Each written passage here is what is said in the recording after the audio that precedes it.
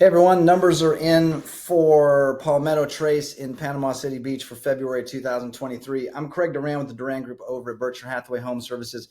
I want to talk today about one trend that is really going to help us understand where prices could be headed and give you a little bit of overview on pricing specifically in Palmetto Trace. Overall, the housing market's hovering at about 5.12 months of inventory that you see here. Very balanced market, not too much of a buyer market or a seller market. Pretty balanced. If there is anything as normal in real estate, this is pretty much it. Overall, we've only had two closings or two sales in Palmetto Trace this year so far. One of the homes sold for $499,000, a three-bedroom home, and one of the townhomes in Park Place sold for $329,000. So this trend I want to talk about, it's real estate can be very seasonal. So it's not unusual that this time of year we see the fewest amount of homes for sale, and that we start to see more and more and more as the year goes along. Later in the year, sort of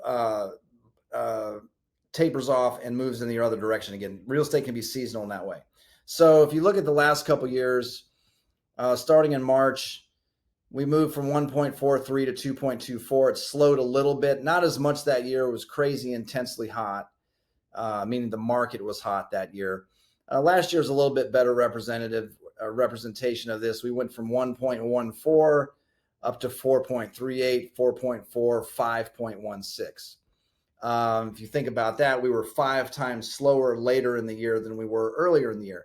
But also think about it from the terms of buyer and seller. The more homes come up for sale, the more choices buyers have, the more competition a seller has.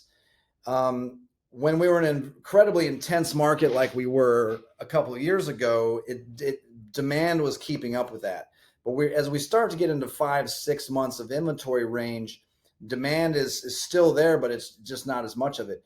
So if we're at 5.12 months of inventory today, and we slow or soften more over the next few months, housing could get very much into buyer market territory. Think about buyer market territory for a second. Again, buyers have more choice. They can be more patient. Sellers have more competition. That's what I want to focus on. If you're thinking about selling, a couple of years ago, you could just say, hey, I have a house for sale, and you probably had offers. You can't do that anymore. Marketing, you have to get your message out to as many people across the country as you can. And that's what we do for a living. For me, marketing is a couple of things. You have to get the price right based on the market. You have to have an amazing presentation. So great professional photography, videography. It can't just be average pictures.